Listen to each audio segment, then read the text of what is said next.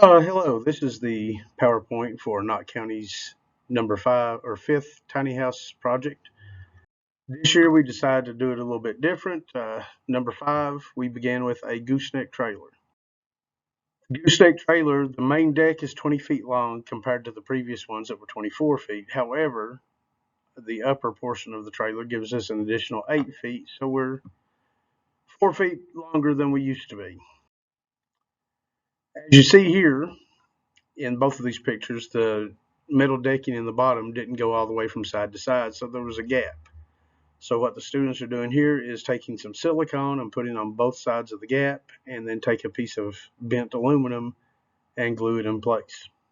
Here they're beginning to install the floor joist. They're using self-tapping screws to screw the 2x4s to the metal floor joists that are already in place. Next, they insulated the floor, regular fiberglass insulation. In both of these pictures, you can see there's a gap on the outside edge on the outside of the main frame, so that those had to be filled too. Once the insulation is in, we use 3/4 Advantech for our sheathing for the floor, and made sure it was glued and screwed down.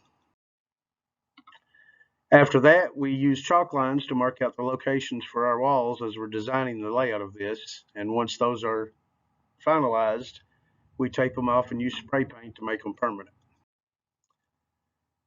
Here you can see the walls going up. Again, the red paint on the floor is showing us where our kitchen table and our countertop or cabinets are going.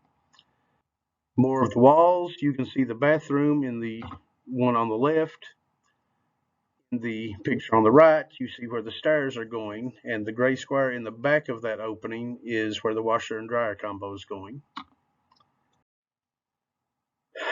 Then we start working on the rafters. You can see them putting some test pieces together and putting them in place to make sure they're going to be the right height and the angles are right.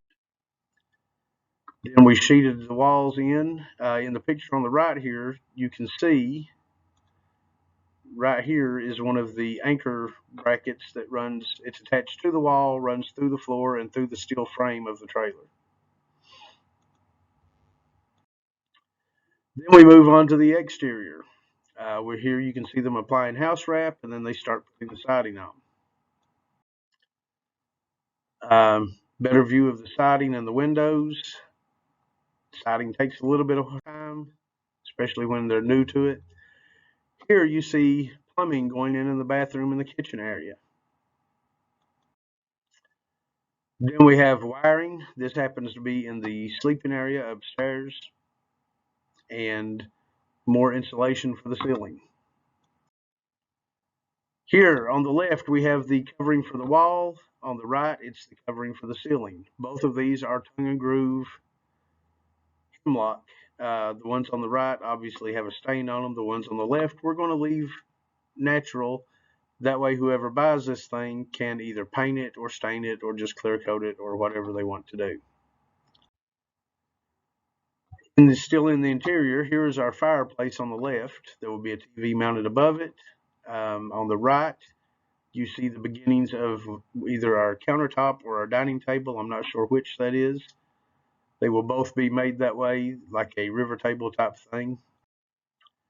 And we're working just as hard as we can to get this thing finished before school is out. Here you see one of the walls that is mostly complete, and we'll update you when we're done.